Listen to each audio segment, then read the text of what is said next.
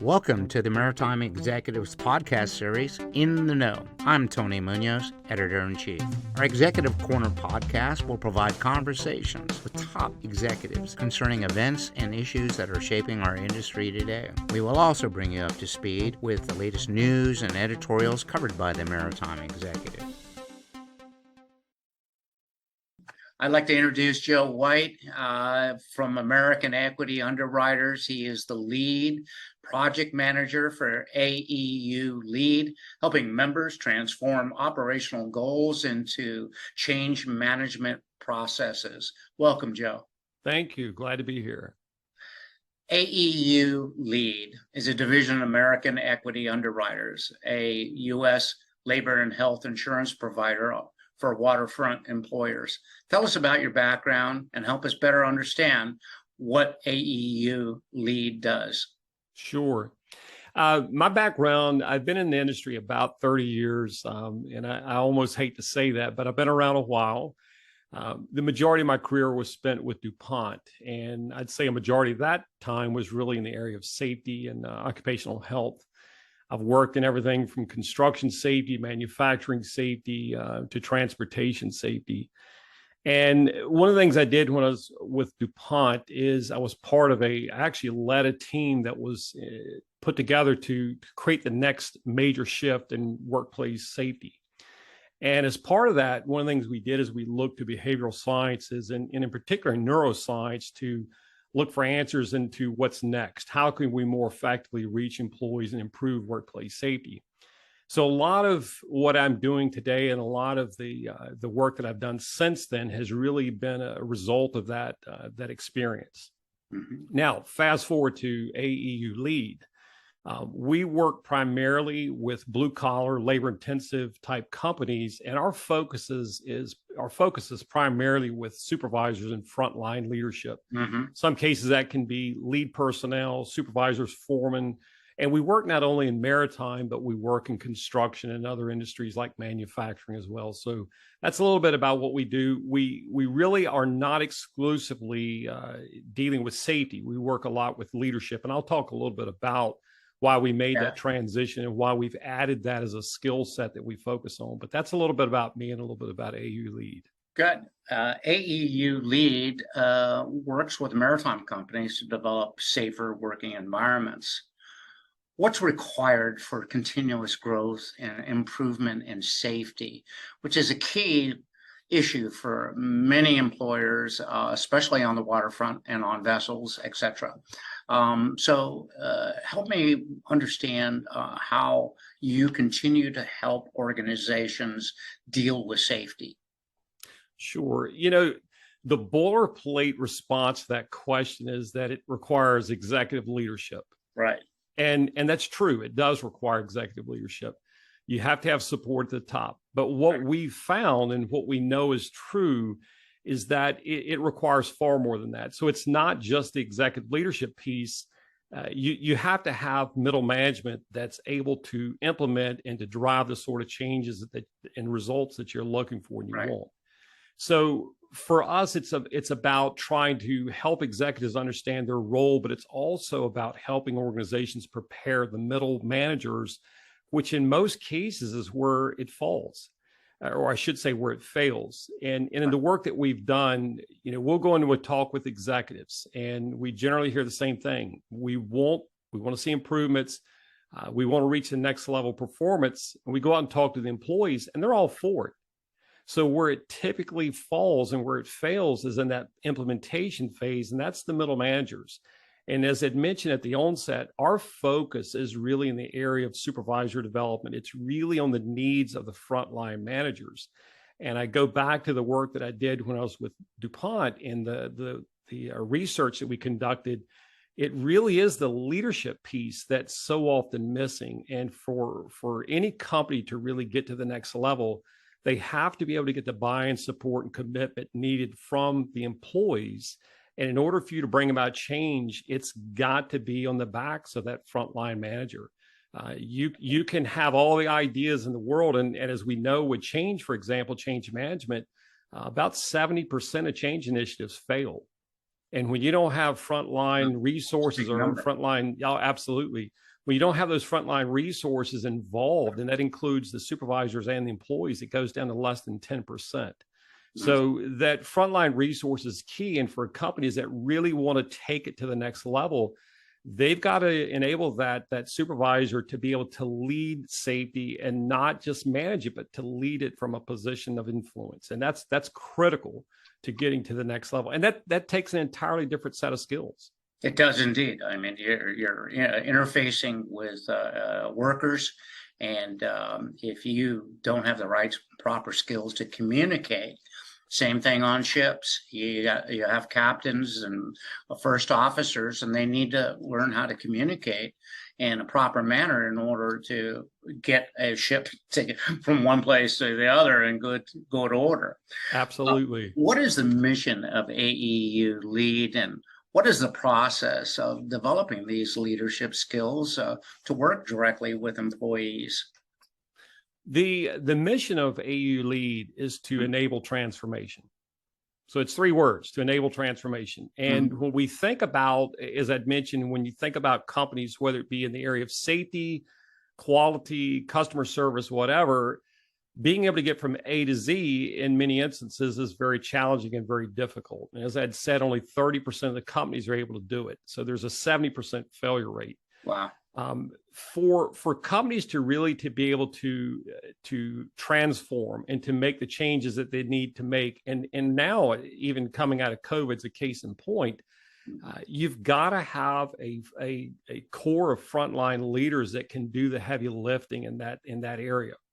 And so for us, it's about helping them develop, helping the supervisors or the foreman, the lead personnel, even middle managers. It's helping them develop the skills they need to become more influential. You know, we can always give people title and authority. We can give them rank. We can, give them the tools they need to, to be more effective at management. But what we're talking about with AEU Lead is helping them become more effective at leadership. And so the things that really, really are important in that, with that mission, what's really important is that you have to have the respect of your employees. So we don't necessarily talk about respect when it comes to management, but when it comes to leadership, you have to have respect. And so when you start pulling the layers back from that, well, what does that require? You have to know your employees. And so rapport, relationships, those things suddenly become very important. Once you get to know your employees, you have to be credible. So all those things factor into allowing a supervisor to have the ability to become more influential. So it's the days of going out and saying, do as I want you to do exactly what I say. They're long gone. Yeah. And again, I'm going to talk about that more in a few moments, but the reality of it is we've got to prepare supervisors and lead personnel to become more effective at influencing behaviors and not necessarily dictator demanding behaviors. Well, and so one of the things I want to ask you about, and you mentioned it, and I think it's a very appropriate segue into this, the pandemic has changed the traditional workplace. And at this very moment, boomers are leaving, Gen Z is entering the job market. How do maritime executives successfully navigate this transition? Well, that's a tough one. And especially with the boomers leaving, and I'm a boomer, so I'm kind of in that bucket. But with boomers leaving, and the majority of them are going to be gone by 2030. Gen Z's coming in. I think the first thing is that owners and executives, decision makers have to accept this transition as reality. So being able to go out and wait out this storm or whatever you want to call it, that's not an option you have. You've got to accept that this change is happening. And with Gen Z coming in, what we know and understand is that their preferences are radically different than any previous generation. Case in point, 47% of Gen Z, 47% are ethnic minorities. And so when we start talking about things like diversity and inclusion, you absolutely have to have that into your strategic planning. And if you don't have it, what you're going to find is, one, they may show up, but they're not going to stay. Today, if Gen Z goes to work for you, it's by choice. If they stay, it's because of the experience you provide while they're there. Mhm. So I think that's going to be a big part of it. The other thing is that, flexibility, and that's one of the things that Gen Z wants pay, but they also want flexibility. And so we've got to really rethink what that looks like. And in many instances, for example, I still work with companies today that have no cell phone policies. And that's very difficult today. And you're going to find it even increasingly difficult, and you're going to find it limiting. For example, I talked with a lady recently who's a single mother, and she shared with me that she will not work in a situation where she can't have her cell phone. That's Well, right. she's one of many, I'm sure. So, we've got to really rethink our practices, and we've got to be open-minded about what we're doing and how we go about it. I also think there's a need for more collaboration within the industry to try and figure out ways to get younger folks in and to keep them into these trades. Yeah, it's remarkable. I went through the transition myself of having employees with on their phones and being connected, and I would had a policy of put the phone down and do your work. And well, my sister's going to have a baby, or we have family that's in need.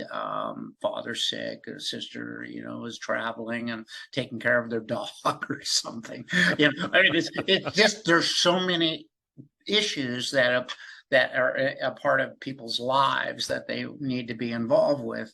And unlike when I first came in and you sat at your desk and you were there all these hours, and you listen to management and you followed the golden rule: come in early, stay late, and get ahead. And that's not what we're seeing today, and the transition has been incredibly difficult. And we're starting to see that Wall Street and the financial markets are saying you need to come back, you need to get at your desk, you need to work, and Right. you need to be here. And that's not true with a lot of organizations around.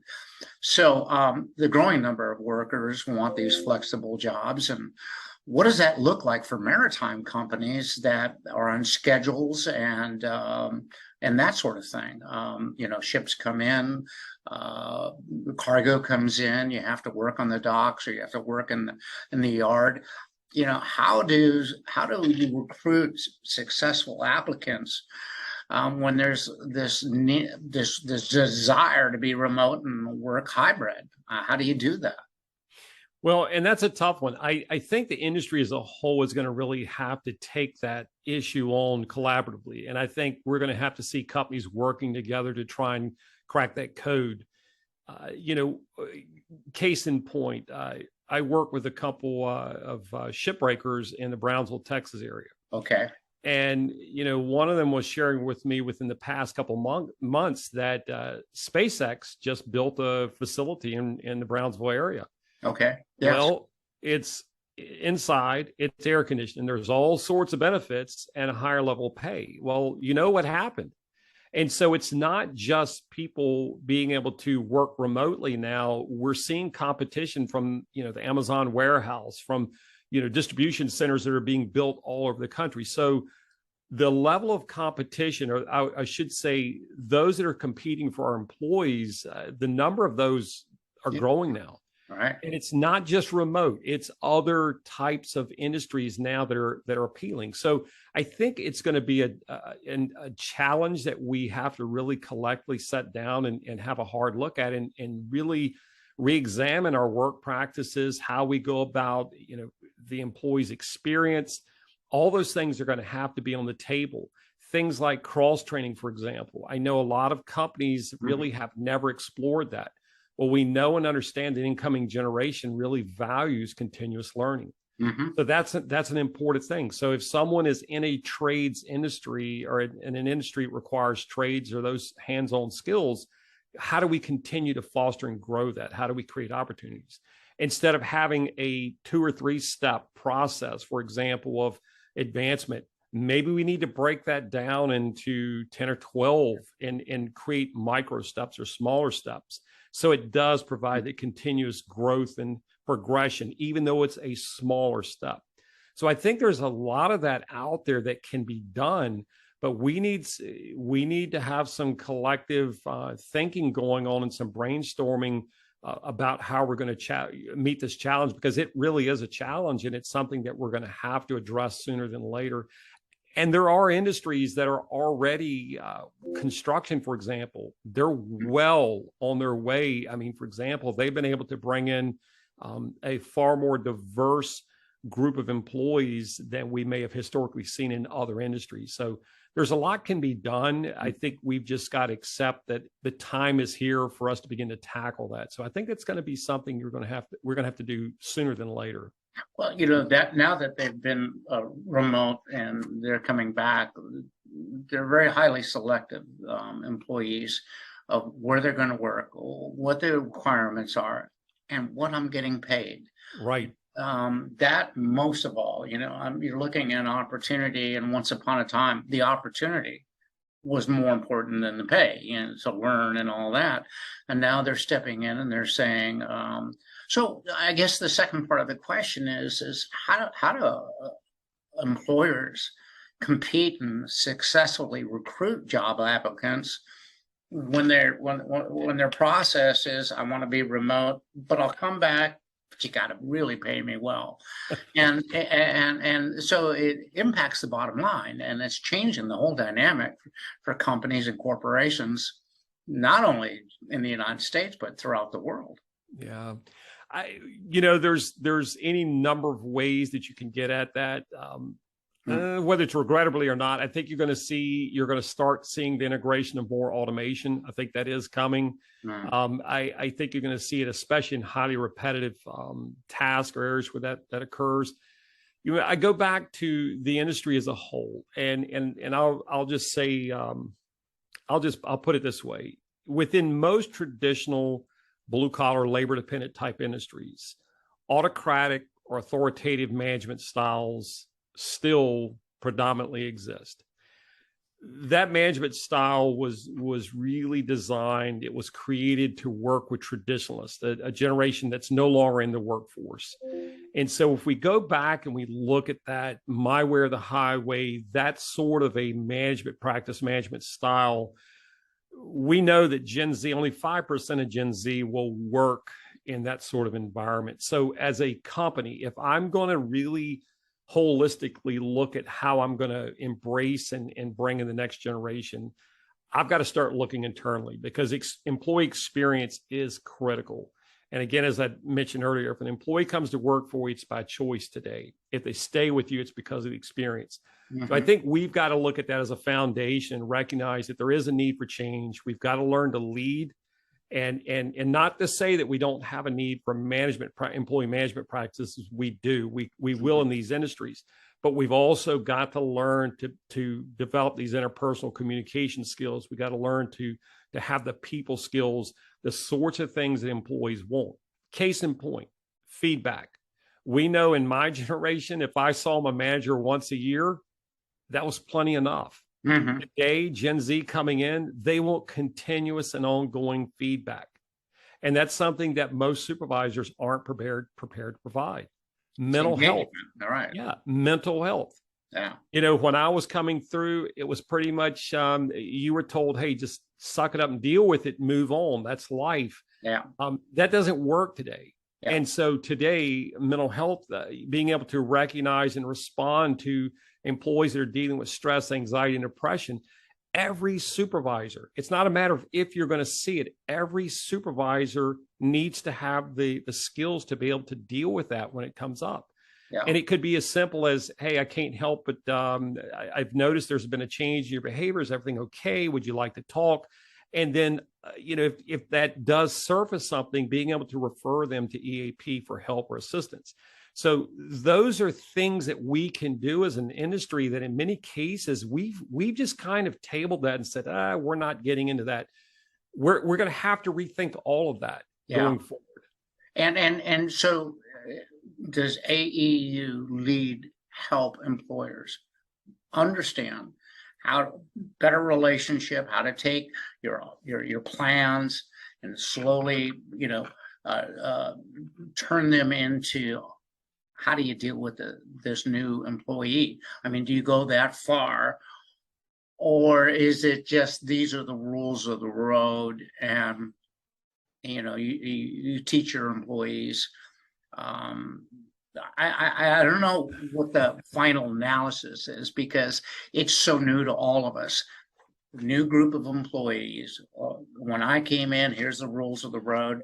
You listen, you learn, you do your job, and you may get ahead. But today, it's like I need sensitivity. I need you to understand that I want to be a good employee, but I need guidance, and that's what you're saying. You got to give them good guidance, and you have to give it to them often. Absolutely. And you just hit the nail on the head. Okay. Years ago, when you and I would come into a job, we may be told once or twice, this is how you do it. If you didn't get it, you didn't stay. That's right. Today, supervisors today, they need to know and understand that coaching, ongoing coaching, is a very important part of their job if they're going to be successful and if the company is going to be successful. Well, coaching is about dealing with habits, creating good habits and dealing with bad habits. Right. Well, we know that habits form over 10 to 12 weeks. So a one and done really doesn't work. It never did work. So we have to be very mindful. And I go back to the work I did when I was with DuPont about understanding neuroscience, how we make decisions. So when you look at what we're doing with AEU Lead, the challenge that we have before us is giving skills that are going to really be effective. What matters most to a supervisor in today's workplace. And so it isn't really, we don't go in and help them understand how to more effectively manage. That's something we feel that in many instances they already have. It's how do you more effectively lead? And it has to be practical, actionable, and relevant. It cannot be this conceptual theory because we know what happens with that. It's great for academic discussions, but at the end of the day, supervisors in today's labor dependent companies, they don't have enough time as it is. So you got to give them the how, not only the what, but the how. And the other thing I'll say about this, and it just sort of, you've unpackaged a couple things here. In a number of instances, we've worked with companies that have said, look, we've really tried leadership development with our supervisors and our foreman lead personnel, but it really never worked. And so I go in and I'll say, well, let me see what you're sharing or giving them. And what we find out is that they've taken content that was really intended for an executive and they've tried to apply it to a supervisor. Mm-hmm. It is, as an example, one instance where they were asking supervisors to be visionaries. Well, in most cases, supervisors are handed an initiative and said, go implement this. So the need for them to be a visionary is a bit of a stretch. But what they do need to do is to be able to go out and create change. How do you implement? How do you get buy-in, support, commitment? So it's about understanding the needs of the supervisor and giving them the skills they need to be successful with the role that they're tasked to provide. And that's what we're doing with LEAD. Right. So, and I say this, and I think it's very important. You can take on a change initiative. You can take on a safety improvement initiative. But until you have supervision that have the ability to lead the change that you want to make, you're going to struggle with it. So leadership becomes the underpinning foundation that supervisors have to have in order to do any number of other things that you may need them to do or are required to do. Yeah, when you come into a job, sometimes somebody hands you the baton and says, "Now you're the leader," and so you have years of experience and you learned how. But this is a whole. Any final thoughts on the modern workplace and this frontline leadership that you're talking about? How about some final thoughts on that? And I think what you've talked about today. Wow, it's very important. I think a lot of people will want to listen to this podcast because it really opened my eyes in many ways, just doing the research, getting ready to talk to you. And now that I've had the opportunity to talk to you, I'm much more familiar with the task at hand with this new generation. Any final thoughts? The last thing that would leave you with or share is that we really need to recognize that learning and development is really no longer a once a year event. It's not something we put on a calendar and say in January you're going to take your training. learning and development is really going to it needs to become a continuous and ongoing process. So instead of putting someone in an 8-hour class in January, we really need to be spending 10 to 15 minutes with them, either weekly, biweekly, or even on a monthly basis, continuing to reinforce the same set of core skills that you want to see in that individual, so that it's ongoing. It's something that we continuously revisit. And as I'd mentioned, habits are so important. And so we have to understand human behavior.